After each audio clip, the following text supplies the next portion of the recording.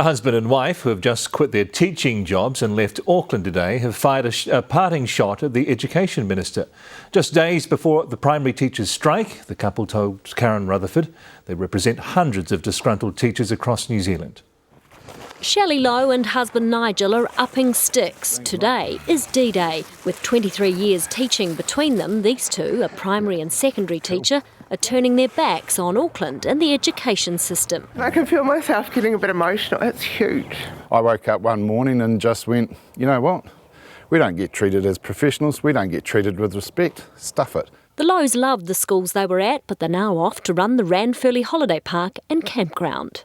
The kids are the best thing in the whole of teaching. Being in front of the classroom, what it is I think it's a bunch of incompetent people in Wellington. Do this, do that. We're the only profession that I know that we have to try and justify our jobs. End of an era.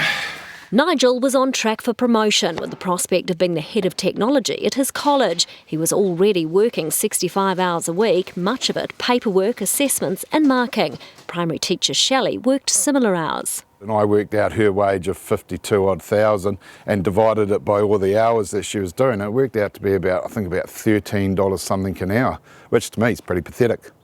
So the government need to pull their finger out. We can't do everything all at once, but we are absolutely committed to working with the profession to address the issues that they've been raising. Next Wednesday could see the country's first primary teachers' strike in 24 years. Their secondary counterparts are also now in pay talks and want a rental allowance for teachers in Auckland, Wellington and Queenstown. The PPTA says 40% of secondary teachers who come into the workforce last just 5 years. Newshub has learned of one South African teacher who came to New Zealand this year for a better life. He lasted just 2 terms, disillusioned with our system. We are in crisis point. Don't sit there behind a desk being a pen pusher. Go out, go into the field, see what we're putting up with.